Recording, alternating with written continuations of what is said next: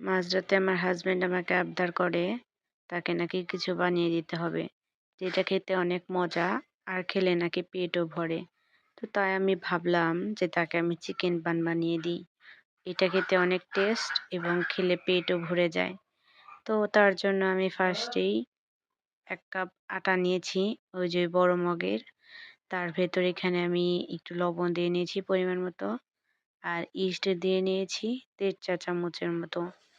তো ইস্ট দেওয়া হয়ে গেলে এখানে আমি ১ চা চামচ চিনি দিয়ে দিলাম। টেস্টটা যেন ব্যালেন্স থাকে তার জন্য। তো তারপরে একটু সয়াবিন তেল এড করে দিলাম। তো এই সবগুলো শুকনো উপকরণ একটা চামচের সাহায্যে ভালোভাবে মিক্স করে নেব। তারপর এখানে আমি গরম পানি এড করব, কুসুম কুসুম গরম পানি। আপনারা চাইলে দুধও দিতে পারেন। আমার কাছে দুধ ছিল না এত রাতে, তাই আমি পানি দিয়েছি। তো তারপর এরকম একটা নরম গোলা গুলে নিতে হবে। এখন আমি চিকেনের পুরটা রেডি করে নেব। তো তার জন্য এখানে অনেকগুলো পেঁয়াজ কুচি আর মরিচ কুচি একটু ব্রাউন করে ভেজে নিয়েছি। তার ভেতর আমি চিকেনের পিসগুলো দিয়ে দেব। তো চিকেনটা ভালোভাবে ২ মিনিট একটু ভাজা ভাজা করে নেব। চিকেনটা ভালোভাবে ভাজা ভাজা হয়ে গেলে এর ভেতর আমি লবণ দিয়ে দেব।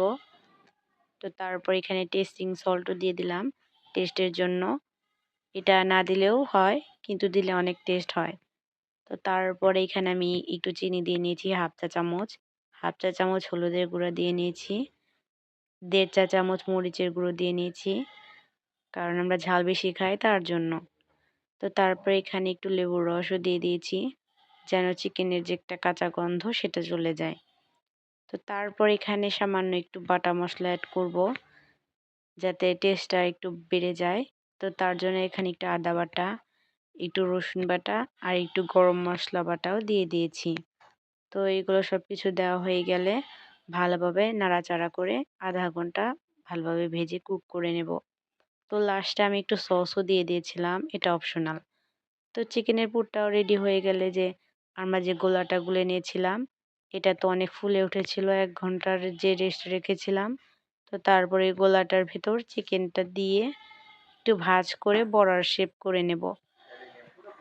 তো তারপর একটা কড়াইয়ে তেল দিয়ে সেগুলো ভালোভাবে ভেজে নেব এবং এই বানটার উপরে একটু আমি কুসুমও দিয়ে দিয়েছিলাম যেন দেখতে সুন্দর হয় তার জন্য।